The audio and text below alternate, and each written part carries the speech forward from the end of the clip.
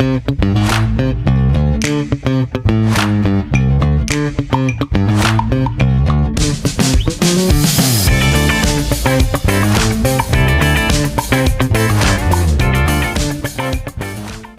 Moss canter ने अपनी किताब में एक पॉइंट पे लिखा कि लीडरशिप इस दुनिया का सबसे मुश्किल लेकिन सबसे ज़्यादा रिवॉर्डिंग काम है। आज चाहे बिजनेस की दुनिया हो, चाहे अकाउंटेंसी की दुनिया हो, चाहे एजुकेशन की दुनिया हो, हमें आगे लेके जाने के लिए लीडर्स की ज़रूरत पड़ती रहती है। और इस मुश्किल काम को सर अंजाम देने वाले लोगों के अंदर कुछ ऐसी खूबियाँ और कुछ ऐसी सलाहियतें होती हैं कि अगर हमें उनके साथ बैठने का मौका मिले तो हम उनके साथ बहुत कुछ सीख सकते हैं। हमारे साथ आज एक ऐसे ही लीडर मौजूद हैं, स्कैन्स एजुकेशन प्राइवेट लिमिटेड के मैनेजिंग डायरेक्टर मुबीन ताहिर साहब। क्या हाल है सर, कैसे आप? जी बहुत शुक्रिया अरसलान साहब आपका इंट्रोडक्शन का। मैं वर्ड जो लीडर है इसको थोड़ा सा एलेबोरेट अगर करना चाहूँ तो मैं तो इस चीज़ को मानता हूँ कि जो भी आपकी टीम है वो साथ साथ ही चलती है, और बल्कि उनको गाइड करना होता है, वो आपसे बिल्कुल पैरेलल होती है। रादर के हम उनको गाइड करें, हम उनसे सीख के चलते हैं।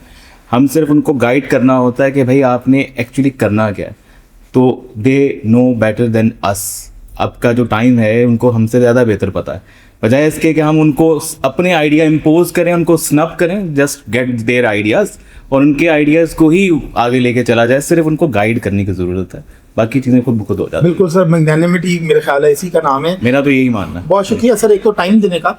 आपसे पहला क्वेश्चन मेरा ये है कि अपना जो बैकग्राउंड है, खासतौर पे आपका जो जर्नी है यहाँ तक पहुँचने तक, एक इतने बड़े ऑर्गेनाइजेशन की लीडरशिप पोजीशन तक आने तक, इसके ऊपर थोड़ी रोशनी डालिएगा ताकि जो लोग हमें देख रहे हैं, जो बच्चे स्टूडेंट्स खासतौर पे देख रहे हैं, वो सीख सकें कि आप कहाँ से स्टार्ट करके कहाँ तक पहुँच सकते हैं। सर मेरा एक्चुअल जो बैकग्राउंड है, स्टार्ट जो मैंने किया था बैकग्राउंड वो तो आईटी का है बैकग्राउंड। उसके बाद मैंने स्कैन्स ज्वाइन किया तो आईटी के डिपार्टमेंट से स्टार्ट किया। उस वक्त आपको पता है कि जो एसएससी के एग्ज़ाम्स हैं वो कंप्यूटर बेस्ड होते थे, और हमने फिर देखा कि इसके एग्ज़ाम क्योंकि कंप्यूटर बेस्ड हैं तो बच्चों की जो प्रिपरेशन है उसको भी हमें कंप्यूटर बेस्ड तरीके से ही करना है। तो हमने उसके लिए उनके एग्ज़ाम्स डेवलप करना, एग्ज़ाम एनवायरनमेंट देना, उसके बाद फिर हमने ऐसा ऐसा सिस्टम डेवलप करना शुरू किए। ये बात बैक इन 2004। उसके बाद हमने इसको ऐसा ऐसा चीज़ें लेकर चलते रहे, जिसमें ऑब्वियसली हमें एसएससी की तरफ से बहुत ज़्यादा सपोर्ट मिली, क्योंकि एसएससी के में खुद इटसेल्फ काफ़ी इनोवेशंस थी और हम लोगों को वहाँ से सपोर्ट मिलते रही। हमने जैसे जैसे एसएससी के में चेंजेस आती गई, हमने उसको अडेप्ट करते गए और हमने उसको अकॉर्डिंगली अपने सिस्टम को भी चेंज करते रहे। तो इस तरह से हमारा अपनी जर्नी चलती रही है हमारी। सर अगर आपको स्कैन्स का टेक्नोलॉजिकल ब्रेन कहा जाए तो ये गलत नहीं होगा। आपने फ्रॉम द वेरी स्टार्ट बिल्कुल ऑपरेशन से लेके अब स्ट्रेटजी के लेवल तक भी टेक्नोलॉजिकल रिलेटेड इश्यूज़ को तो बहुत ही करीब से देखा है। ख़ास तौर पे जो आप एसीसी की ट्रांजिशंस की बात कर रहे हैं तो इसमें भी थोड़ी रोशनी डालें कि इस वक्त मॉडर्न टाइम्स में आर्टिफिशियल इंटेलिजेंस आ चुकी है, डाटा एनालिटिक्स एक बड़ी इंपॉर्टेंट चीज़ है। मेरा नहीं ख्याल कि कोई भी प्रोफेशन इसके बगैर चल सकता है। तो आपका की क्या राय है कि मुस्तकबिल में एसीसीए पे या बाकी चार्टर्ड अकाउंटेंसी पे पर ओवरऑल किसी भी और कैरियर के ऊपर इसके क्या इम्पैक्ट्स पड़ेंगे और स्टूडेंट्स को कैसे इन चीज़ों को अपने रिगर के अंदर, अपनी डेली रूटीन के अंदर इनकॉर्पोरेट करना चाहिए? जी सबसे पहले तो इसको यूज़ करना चाहिए। चाहे आप अपनी डेली रूटीन में, कोई भी आपकी डेली रूटीन है आपकी, चाहे रूटीन जनरल, आपने सिर्फ एक इवन टेक्स्ट मैसेज भी कोई करना है, अपना किसी को टेक्स्ट मैसेज करना है, आपने अपनी डेली रूटीन बनानी है। अगर आप स्टूडेंट्स की बात करें, उसने अपना जर्नी बनाना है कि उसने कौन से सब्जेक्ट पे कितना टाइम देना है, तो उसको अपने एआई को सपोर्ट लेके चलना है। आपने हर रूटीन में अपने एआई को लेके आना, ताकि आपको पता हो कि एआई आपके साथ सपोर्ट लेके चल रहा है। क्योंकि आप जिस भी एआई को यूज़ करेंगे वो आपको लर्न करेगा, आपको अंडरस्टैंड करेगा, वो आपको फिर बहुत बेहतर गाइड करना शुरू करेगा, वो आपके साथ चलना शुरू कर देगा। वो आपको पता चलेगा कि उसको पता होगा कि ये मुबीन बात कर रहा है और वो कौन से सब्जेक्ट्स में पढ़ रहा है, किस तरीके से उसने आपको रिस्पॉन्स करना है। उसके इवन एट द एंड उसको आपके टीचर्स का नाम भी पता होगा, उसको आपकी पूरी रूटीन पता होगी। तो आपने अपनी सारी रूटीन उसके साथ डिस्कस करनी है। थोड़ा सा वेयर्ड लगता है और थोड़ा सा ये डेंजरस भी लगता है कि अब एक सारी इन्फॉर्मेशन आप एक चीज़ के साथ शेयर कर रहे हैं, और this is part of the world now. आपको ये करना है और ये करेंगे तो आपको सारी चीज़ें स्ट्रीमलाइन होती जाएंगी। जहाँ तक आपकी पढ़ाई का ताल्लुक है या आपकी आगे कैरियर का ताल्लुक है, देखें, अगर आपने क्योंकि ये जो आपकी पढ़ाई है, जो आपकी बुकिश नॉलेज है, ये आपकी एग्ज़ाम की हद तक तो इम्पॉर्टेंट है, क्योंकि अब एग्ज़ाम में भी जाते हैं जो हमारे जो सीनियर स्टूडेंट्स हैं, उनको आइडिया होगा कि हम उनको एग्ज़ाम फोकस पढ़ाते हैं। हम उनको पूरी बुक के हिसाब से नहीं पढ़ाते हैं, एग्ज़ाम फोकस पढ़ाते हैं। उनको बताते हैं कि जी आपने एग्ज़ाम के पॉइंट ऑफ व्यू से कौन सी तैयारी करनी। इसी तरीके से एआई है या कोई और चीज़ें हैं, ये आपको लाइफ की वो चीज़ें बताती है, दिस इज़ नॉट शॉर्टकट, मगर आपको वो फोकस चीज़ें बताती है जिनके ऊपर आपने फोकस करके काम करना है, जिसमें आपने अपना ब्रेन लगाना है। जो क्लैरिकल वर्क हैं या ये रूटीन वर्क हैं या जो एक प्रॉपर जो रेपिटेशन है ना, वो खुद से देख लेगा। आपने अपना सिर्फ चीज़ों को लेकर चलना है, आपने अपनी सिर्फ स्ट्रेटेजिक चीज़ों पे लेकर चलना है, बाकी आर्टिफिशियल इंटेलिजेंस खुद कर लेगी, और जो नॉन आर्टिफिशियल वो आप खुद दो। हाँ बिल्कुल। अच्छा सर, ये जो मेरा क्वेश्चन है ये थोड़ा ACCA सेंट्रिक है। ACCA सेंटर, आप बहुत क्लोजली ACCA की टीम्स के साथ लाइजन में रहते हैं।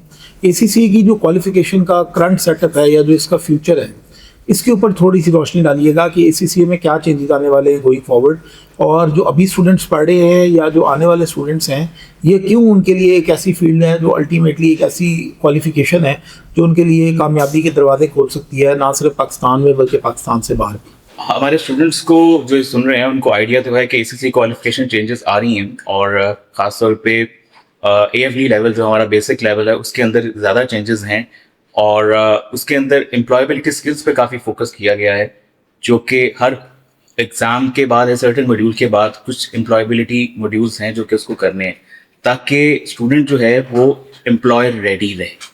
क्योंकि यहाँ पे इस क्वालिफिकेशन में उनका फोकस ये है, SSC का फोकस ये है कि स्टूडेंट जैसे ही उसकी क्वालिफिकेशन कंप्लीट होती है वो एम्प्लॉयर रेडी। तो ये चीज़ें बड़ी रेलेवेंट हैं फॉर द न्यू क्वालिफिकेशंस जो अभी SSC की आ रही। ऑब्वियसली ये टाइम बहुत लिमिटेड है, बच्चों के पास डिटेल्स हैं, हम लोग इसके लिए एक स्पेसिफिक सेशन भी कर सकते हैं अगर हमारे पास मौका मिले, जिसमें हम पूरी डिटेल को SSC क्वालिफिकेशन के जो चेंजेस हैं उसको डिस्कस कर सकते हैं। उसमें हर स्टूडेंट डिफरेंट तरीके से इम्पैक्ट होता है। कुछ जो स्टूडेंट हमारे नए आएंगे जिन्होंने अभी ज्वाइन करना है SSCA को, उसका डिफरेंट तरीके से है, और जो अभी इन द मिडल हैं और आखिर में हैं उनका डिफरेंट तरीके से इम्पैक्ट होता है। इसके अलावा जो खैर क्वेश्चन आपने नहीं पूछा, मगर वो एक और इम्पैक्ट आ रहा है हमारा OBU जो क्वालिफिकेशन थी, जो हम पार्टनरशिप थी SSCA की ऑक्सफोर्ड बुक्स के साथ, वो 2026 में मई 2026 में लास्ट अटैम्प्ट है उसकी। मई 2026 ऑलमोस्ट आ गया हुआ है।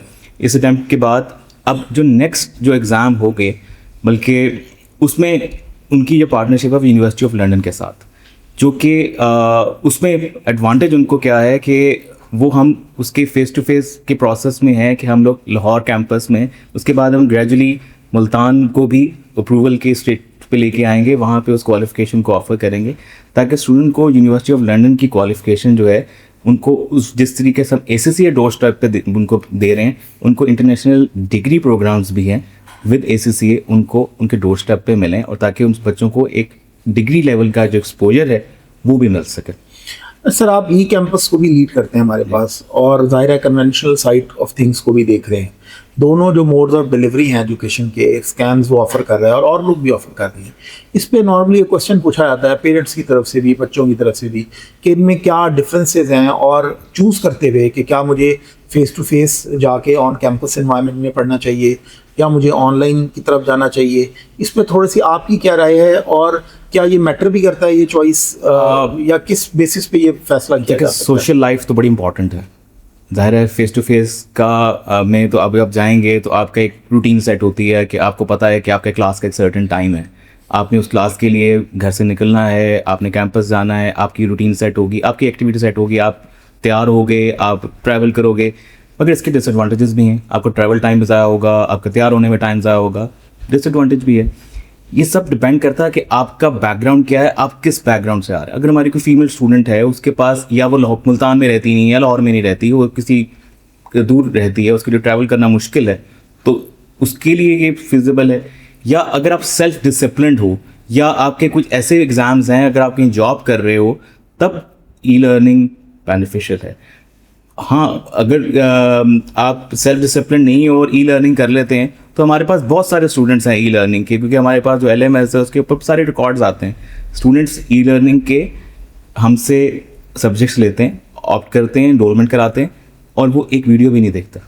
हम लोग उनको, हमारा डिपार्टमेंट को कॉल करता है कि भाई आपने एनरोलमेंट की थी, आप क्यों नहीं पढ़ रहे, और उनको कोशिश करते हैं इनको एंगेज करें। हम लाइव सेशंस भी रखते हैं, नहीं आते लाइव सेशंस के ऊपर क्योंकि वो सेल्फ डिसिप्लिन नहीं है, बट लिमिटेड से स्टूडेंट्स आते हैं। मगर जो बच्चे आते हैं, जो बच्चे इंटरेस्टेड होते हैं ई कैंपस में, उनकी पोजीशंस भी आते हैं और वो 100 मार्क्स भी आते हैं, यानी कि टॉप पोजीशंस भी आती हैं। बट इट्स ऑल अबाउट कि स्टूडेंट किस बैकग्राउंड से।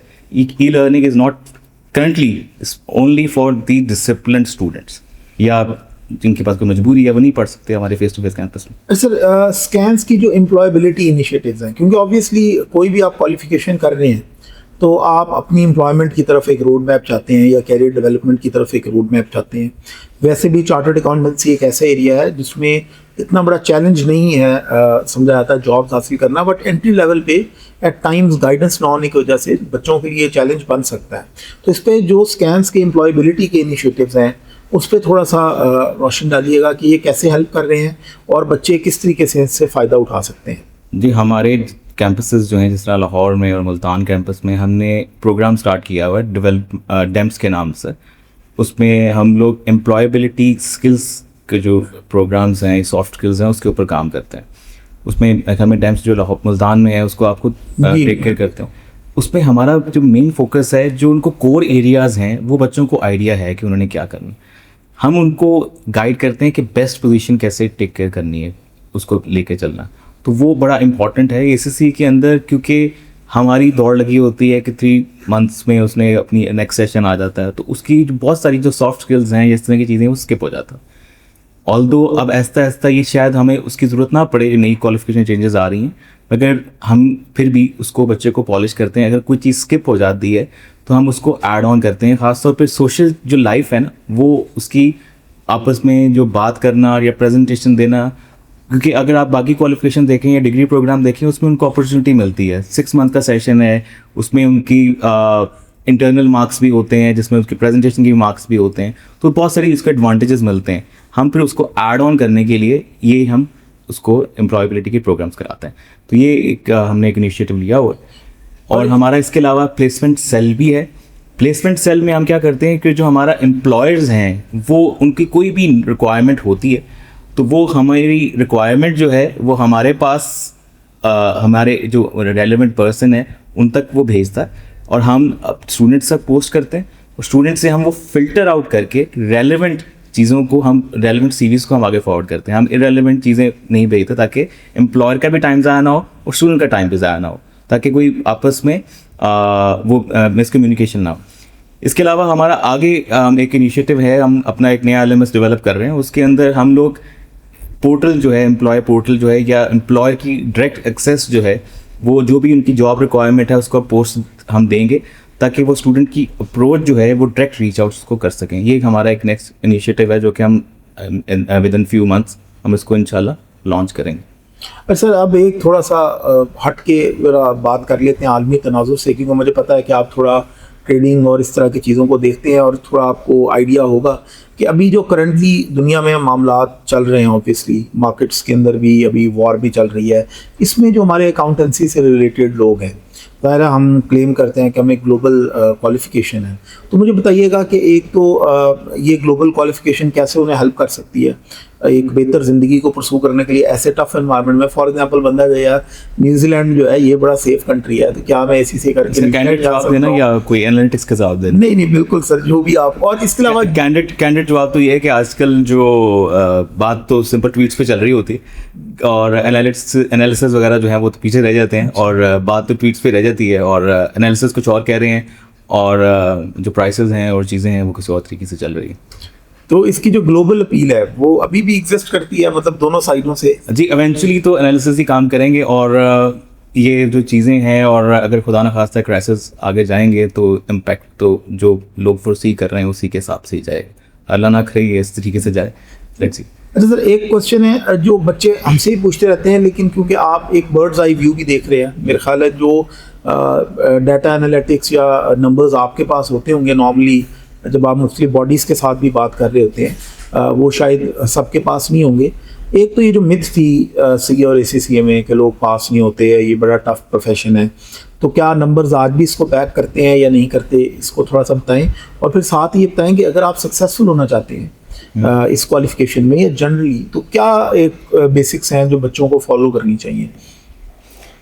सर मेरा ख्याल है कि हमारे जो ट्यूटर्स हैं वो इस पर ज़्यादा बेहतर कमेंट कर पाएंगे, मगर ज़ाहिर है उनके साथ उनको हम सपोर्ट करते हैं डिफरेंट एंगल्स के ऊपर। तो ये मिथ तो गलत है कि ये डूएबल नहीं है, बिल्कुल ये डूएबल है, और हमारे जो रिज़ल्ट्स हैं वो उसको शो करते हैं। और जो प्लैटिनम स्टेटस हमने माशाल्लाह से अचीव किया है अभी recently, than platinum status means के हमारे जो ग्लोबल रिजल्ट्स हैं वो ग्लोबल रिजल्ट से हम बेहतर अचीव कर रहे हैं। तो ऑब्वियसली ऐसे कोई मसला तो नहीं है। और एसीसी में तो ज़्यादा प्रॉब्लम लोगों नहीं फील करते, सर्टेनिटी कंपैरेटिवली लोग कहते हैं कि ज़्यादा है शायद। सीए में भी ऐसा कोई मसला नहीं है अगर स्टूडेंट्स फोकस्ड होकर पढ़ें। मेहनत तो ज़ाहिर करनी पड़ती है आजकल के टाइम में, ख़ासतौर पे जो हमारे बॉयज़ स्टूडेंट्स हैं उनकी लाइफ में ज़्यादा एक्टिविटीज़ बहुत ज़्यादा हैं। थोड़ा सा 1-2 साल के लिए थोड़ा फोकस्ड होकर पढ़ लें, मेरे ख्याल में कैफ लेवल में, पीआरसी में थोड़ा सा कर लें एंजॉय, मगर कैफ में जब आते हैं तो थोड़ा सा फोकस्ड होकर पढ़ लें तो मेरा नहीं ख्याल कोई इतना बड़ा कोई मसला है। थोड़ा सा क्योंकि जिस बैकग्राउंड से वो आ रहे होते हैं, इंटरमीडिएट के बैकग्राउंड से आ रहे होते हैं, वहाँ पे स्टडीज़ का लेवल फ़र्क है। यहाँ पे उसको थोड़ा सा फोकस्ड होकर पढ़ना पड़ता है। ए लेवल का बच्चा थोड़ा सा शायद बेहतर इसलिए परफॉर्म करता है क्योंकि उसकी साइकी थोड़ी सी शायद मैच कर जाती है।